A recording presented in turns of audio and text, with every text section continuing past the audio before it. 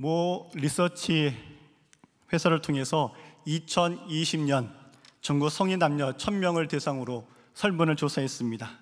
그 결과 한국 교회를 신뢰하지 않느냐는 그 비율이 얼마였냐면 63.9%였습니다.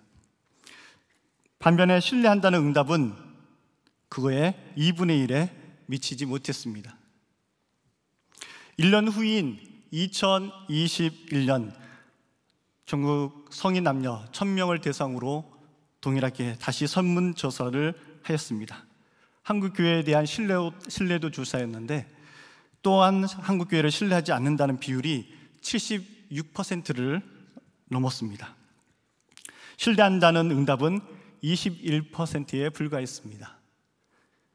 이 신뢰하지 않는다는 응답이 1년보다 12%나 증가했고 신뢰한다는 응답의 3배가 넘는 수준으로 조사가 된 것입니다. 참고로 신뢰한다는 응답을 개신교인과 비개신교인을 나눠서 보면 개신교인 중 신뢰한다는 비율은 70%나 됐지만 비개신교인은 9%에 불과했다고 합니다. 이렇게 극명하게 차이를 보이고 있는 것은 참으로 안타까울 수밖에 없습니다.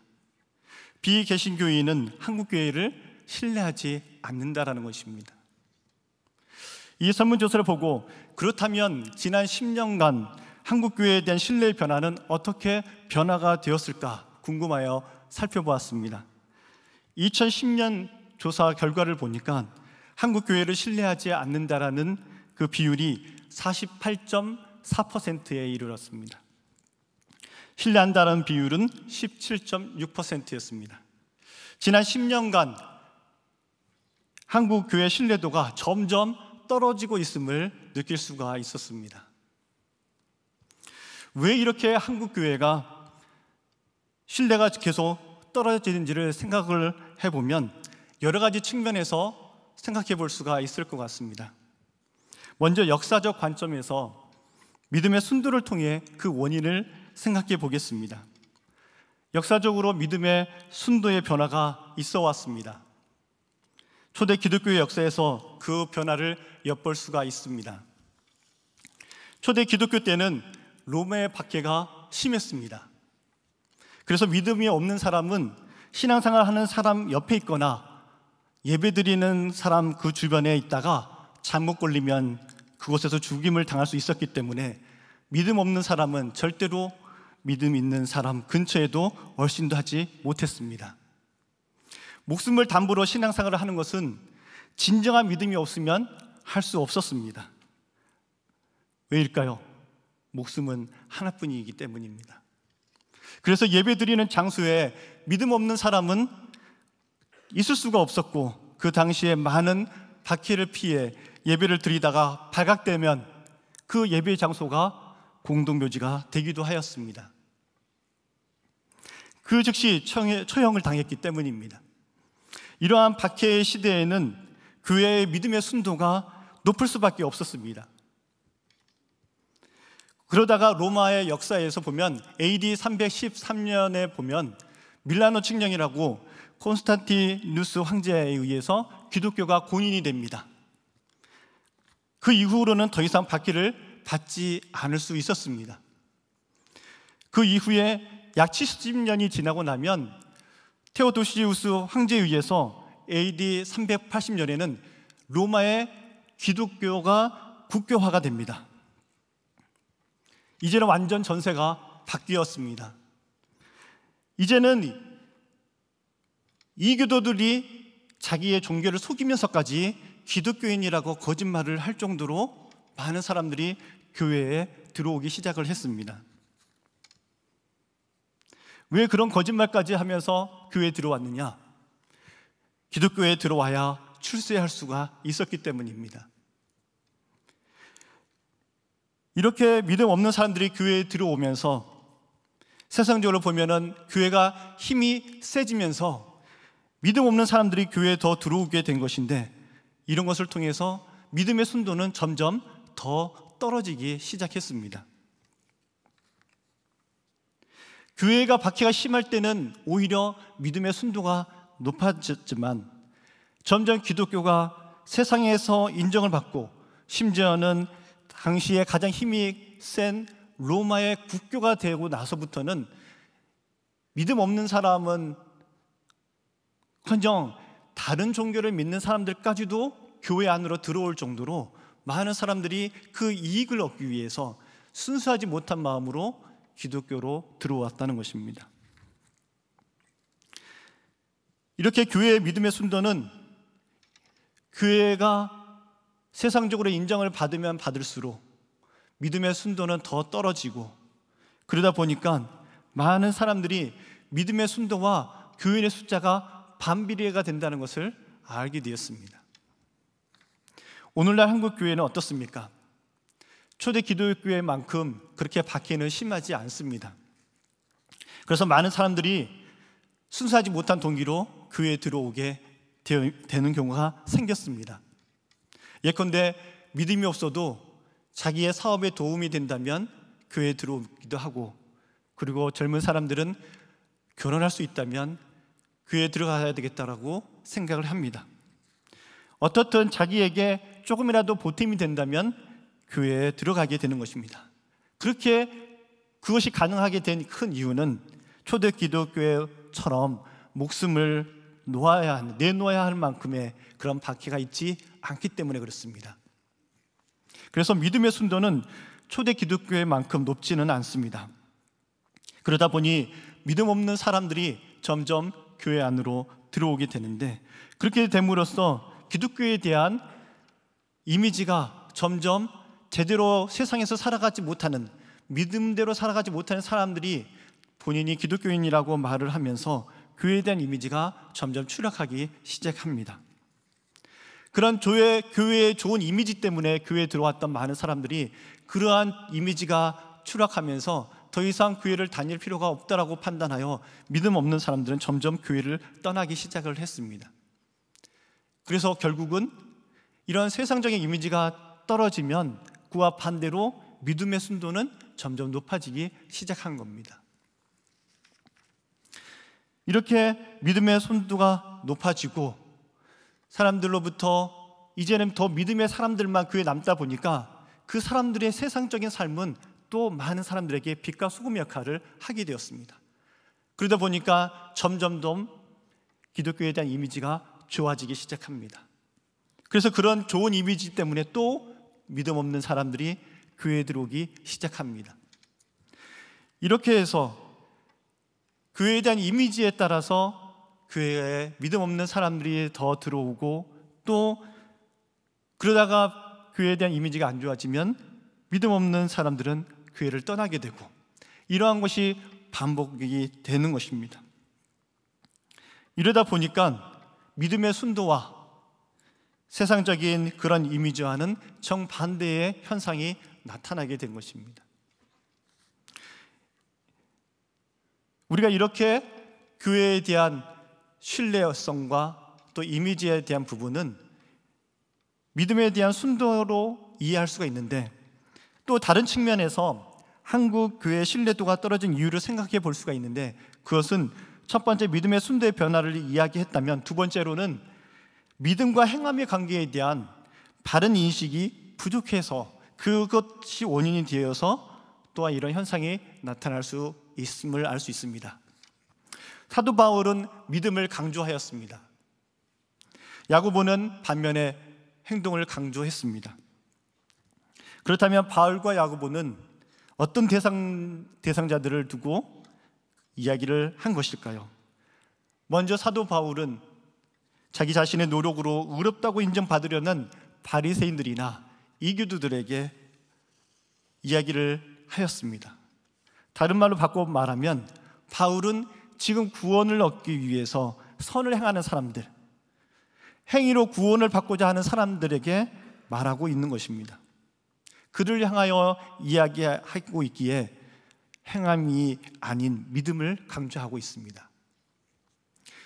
우리는 여기에서 구원은 믿음으로 얻는 것인가, 아니면 행함으로 얻는 것인가, 아니면 믿음과 행함 두 가지로 얻는 것인가에 대해서 생각해 볼 필요가 있습니다.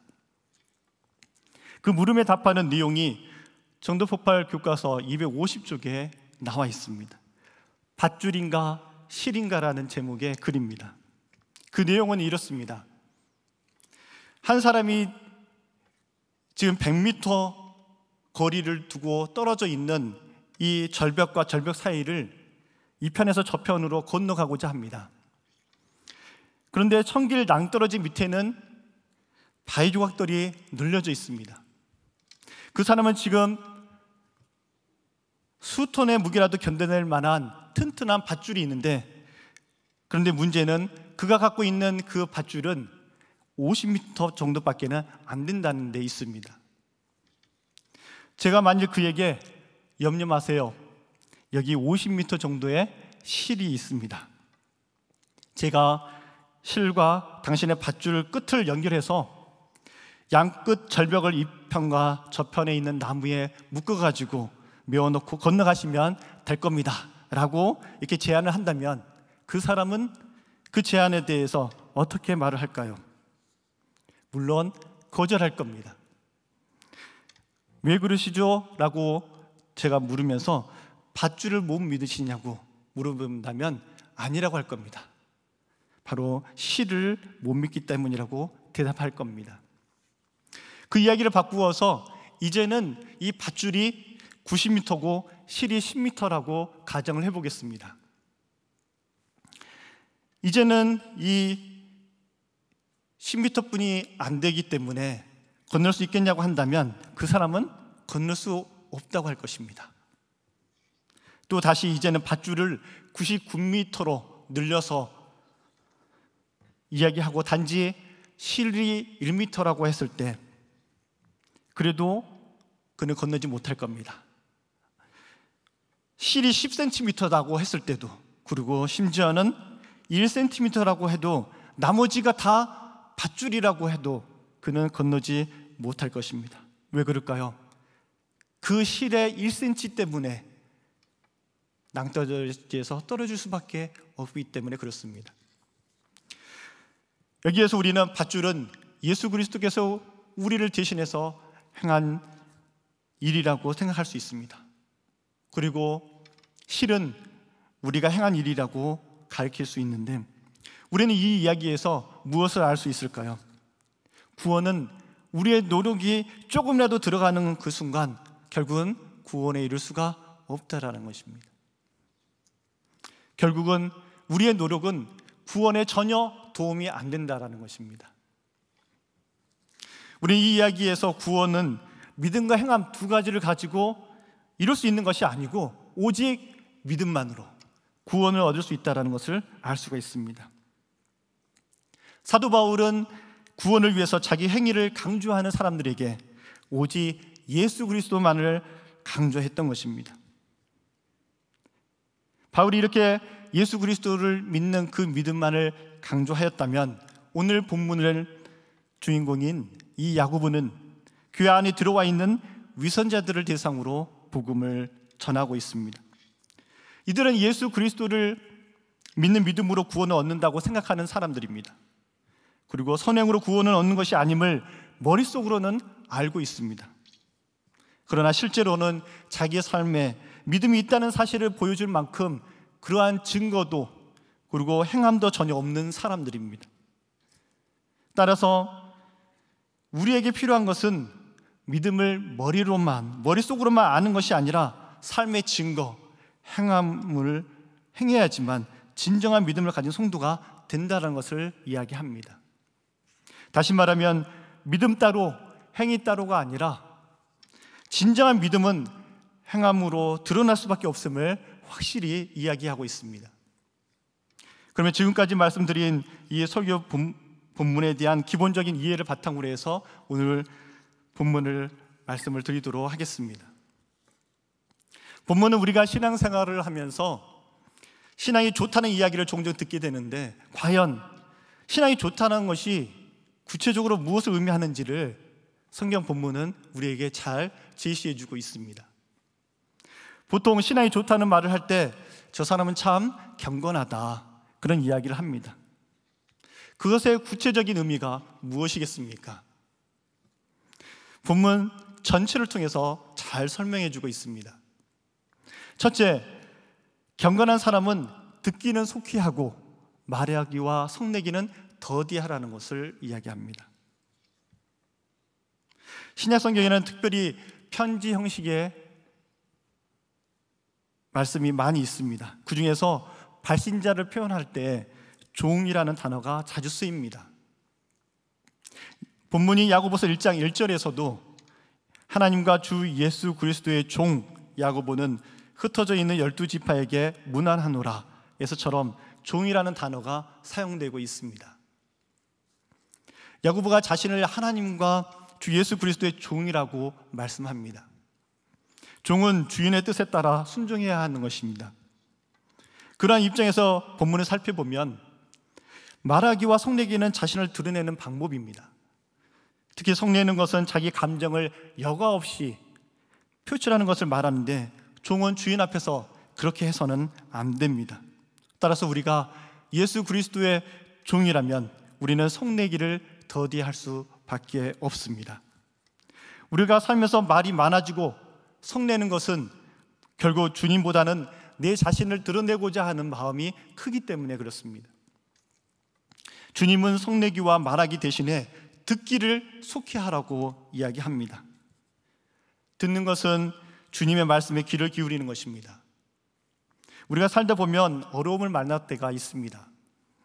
그럴 때 급한 마음에 하나님의 뜻을 헤아려 하기보다는 자기 생각과 뜻을 말하는 경우가 많이 생기게 됩니다. 오늘 본문 말씀은 그럴 때일수록 오히려 사람들 앞에서 말하고 성내기보다는 잠잠히 자신을 돌아보고 주의 말씀에 귀를 기울이는 시간을 갖는 것이 필요함을 알려주고 있습니다. 그래서 교회에서 무슨 일을 하든지 우리를 드러내려 하기보다는 상대를 존중하는 마음으로 경청하는 모습이 있기를 원하고 특히 성내기를 더디하게 하는 것이 필요합니다. 성내는 것은 자기를 드러내는 모습 중 가장 필터링이 되지 않은 모습입니다. 이러면 하나님의 의를 이루지 못하게 된다는 것을 본문이 언급하고 있습니다.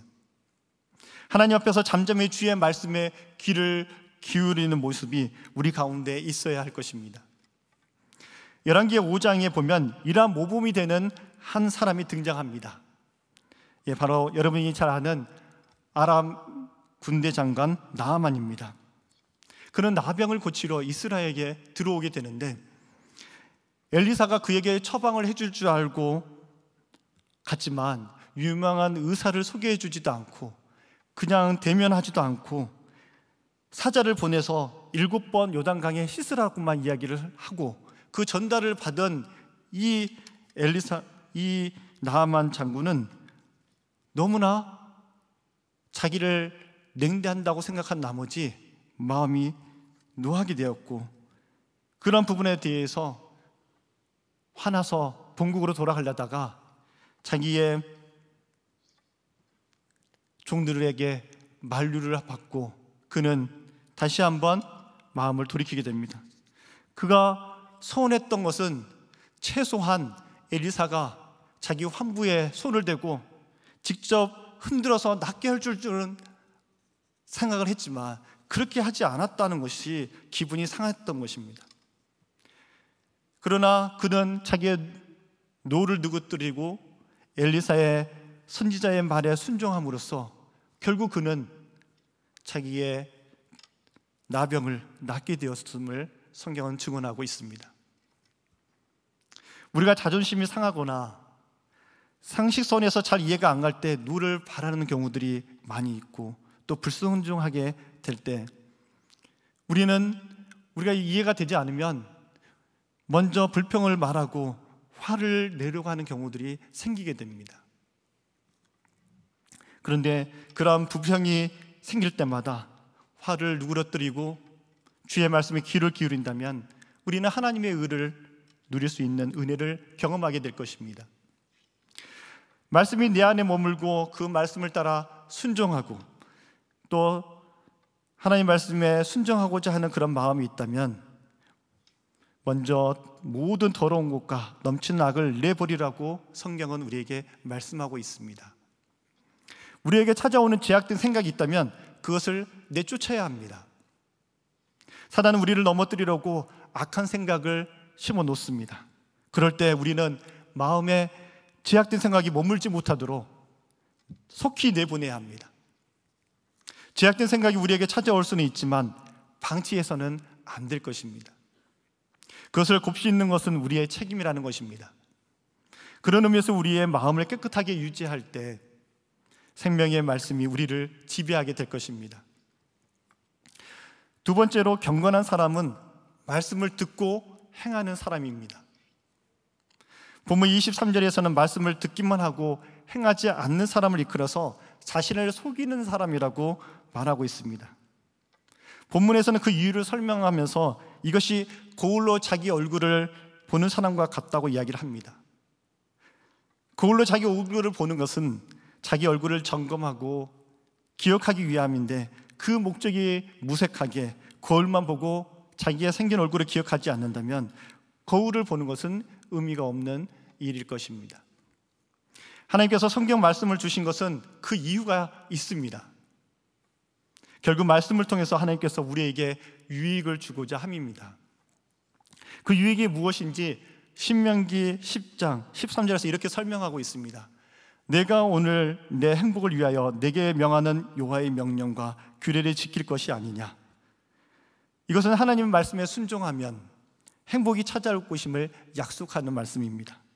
그리고 목자의 심정으로 우리에게 복을 주시고자 하시는 하나님의 마음이 느껴지는 말씀이 또 하나 있습니다. 신명기 30장 11절과 14절의 말씀입니다. 내가 오늘 내게 명령한 이 명령은 내게 어려운 것도 아니요 먼 것도 아니라 오직 그 말씀이 내게 매우 가까워서 내 입에 있으며 내 마음에 있은즉 내가 이를 행할 수 있느니라. 이외에 약속의 말씀이 많습니다. 결국 하나님께서 이스라엘 백성에게 바라시는 것은 행복이었습니다. 그렇다면 오늘날 우리에게 하나님께서 바라시는 것이 있다면 무엇이겠습니까? 그것도 행복입니다. 경건한 사람은 말씀을 듣고 행하는 사람입니다. 그 사람은 이렇게 해서 행복을 누리게 됩니다. 그렇지만 그것을 우리가 알고 있음에도 행복을 누리지 못하는 이유는 무엇일까요? 실천이 안 되기 때문이죠. 마음만 먹으면 잘 되는 것은 굳이 강조할 필요가 없습니다. 잘 될 수밖에 없을 테니까요. 실천이 잘 안 되는 그 첫 번째 예가 성경에 나오는데, 본문에 혀의 재갈을 먹이는 것에서 찾을 수가 있습니다. 혀는 작은 부피를 차지하지만 사람이 실수를 잘하는 것 중에 하나라고 이야기합니다. 나무를 잘 타는 이 원숭이, 나무에서 잘 떨어지는 법입니다. 말을 잘하는 사람일수록 말의 실수가 많을 법입니다. 그래서 혀의 재갈을 먹여서 조심하라는 것입니다. 우리가 쉽게 말하는 말의 실수는 비방이 있습니다. 남의 실수가 너무 잘 보이고 나의 들보는 잘 보이지 않는 경우가 많습니다. 그래서 자신은 안 그런 것처럼 남의 단점을 쉽게 이야기하는 것, 이것이 바로 비방인 것이죠. 또한 실천이 잘 안 되는 두 번째 예가 있습니다. 그게 바로 고아와 과부를 그 환난 중에 돌보는 것에서 찾을 수 있습니다. 누구나 어려움에 처하게 됩니다. 그래서 현재 남을 돕는 것은 미래의 나를 돕는 것과 같습니다. 하나님은 누구나 어려움이 찾아올 수 있음에 대해서 알려주셨습니다. 나는 안 걸릴 것 같은데 이미 코비드에 내 주변에서 많은 사람들이 걸리는 것을 보게 되면 그것이 바로 우리의 인생이구나라는 것을 알게 됩니다. 누구에게나 어려움이 찾아올 수 있습니다. 그래서 나는 안 그럴 것처럼 남을 돕는 일에 인색하게 되는데, 우리도 그 도움을 받아야 할 주인공이 언제든지 될 수 있다는 것을 우리는 생각을 해야 합니다. 고아와 과부가 같은 연약한 자를 돕는 것이 곧 나를 돕는 것이라는 생각으로 주변에서 도움을 필요로 하는 사람에게 아낌없이 도움을 주는 우리 모두가 되기를 원합니다. 실천이 잘 안 되는 세 번째 예가 있는데 본문에서 새 속에 물들지 않는 것에서 찾을 수가 있습니다. 우리는 세상에 살고 있습니다. 그렇기 때문에 우리도 모르는 사이에 세상과 타협하며 살아가고 또 특히 세상살이에 필요한 돈에 의존하게 됩니다. 그런데 성경에서는 우리로 하여금 세상에 살지만 세상의 흐름 속에 흘러가게 내버려 두지 말라고 합니다. 마태복음 6장 25절에서 우리에게 무엇을 먹을까, 무엇을 마실까, 무엇을 입을까 염려하지 말라고 이야기를 합니다. 왜 그렇게 이야기를 할까요? 돈이 있다면 그런 염려를 하지 않아도 될 텐데 말입니다. 돈이 있는데 메뉴를 골라야 하나, 그런 걱정을 하는 내용일까요? 그렇지 않습니다. 필요한 이 재물을 선택하지 않았기 때문에 하는 걱정입니다. 결국 누구를 선택했느냐? 하나님을 선택했기 때문에 그렇다는 겁니다. 그것을 어떻게 알 수 있냐면 한 절 앞에 있는 24절에 하나님과 재물을 겸하여 섬길 수 없다라고 이야기를 하고 있습니다. 한 사람이 두 주인을 섬기지 못한다라고 이야기를 하셨기 때문입니다. 그래서 무엇을 먹을까, 무엇을 마실까, 무엇을 입을까 이렇게 하는 걱정은 결국은 재물이 아닌 하나님을 선택했기 때문에 그런 어려움을 겪게 되었다라는 것입니다. 그래서 당장 돈을 걱정하는 것이죠. 그런 염려를 할 것을 아시는 하나님께서 공중의 새와 들의 백합화를 먹이시고 입히신다고 강조를 하고 있습니다. 공중의 새 중에서 참새가 있습니다. 이 참새의 가치가 어느 정도인지 성경 마태복음 10장 29절과 누가복음 12장 6절에서 비교하여 설명을 할 수가 있습니다. 마태복음 10장에 보면 한 아사리온에 참새 2마리를 살 수 있다고 합니다. 누가복음 12장에 보면은 2아사리온에 참새 5마리를 산다고 합니다. 결국은 한 아사리온을 더 얻기 위해서 참새 1마리를 더 물어 줬다라는 것입니다. 이것은 이 참새의 가치가 덤의 가치라 하는 것을 이야기합니다. 여기서 나온 한 아사리온은 화폐 단위로는 로마의 동전으로서 한 데나리온의 16분의 1에 해당하는 것입니다. 이것은 한 데나리온이 우리나라 돈으로 만일에 1인 개인 하루의 품삯이라고 하면 예를 들면 8만 원이라고 한다면 한 아사리온은 5천 원입니다.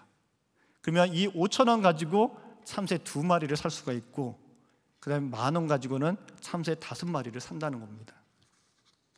결국은 이 2,500원에 해당하는 것을 더 물어주느냐 안 주느냐에 따라서 돈을 더 벌지 말지를 결정하는 것이죠. 이 정도의 가치인 이 참새조차도 하나님의 허락 없이는 땅에 떨어지는 법이 없다라고 이야기를 하고 있습니다.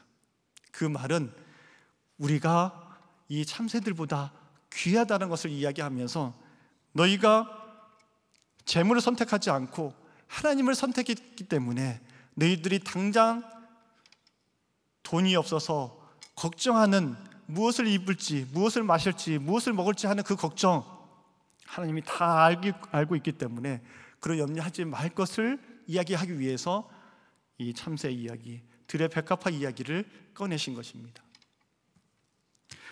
하나님을 선택하신 분들에게는 하나님이 끝까지 책임져 주실 것임을 안심시키시는 것입니다. 새 속에 물들지 않는 것이 바로 돈을 선택하지 않고 하나님을 선택하는 것을 암시합니다.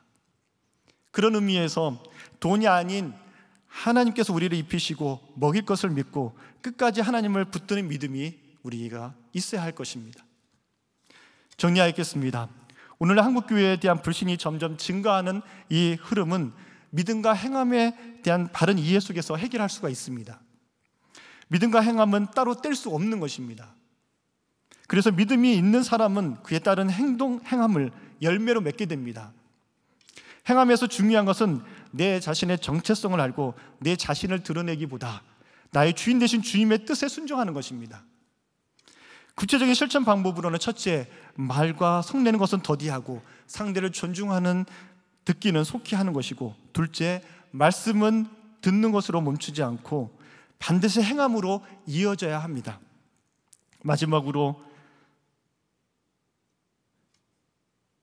본문에서 또 말씀은 듣는 것을 멈추지 않고 반드시 행함으로 이어져야 하는데, 본문에서 또 설명한 대로 혀를 재가 먹이는 것, 고아와 가부와 같은 약자를 돌보는 것, 마지막으로 자기를 새 속에 물들게 하지 않는 것은 우리가 잘 안 되는 것이기에 하나님을 신뢰함으로 극복하기 위해서 노력하고 기도하기로 결단하는 우리 모두가 되기를 소망합니다.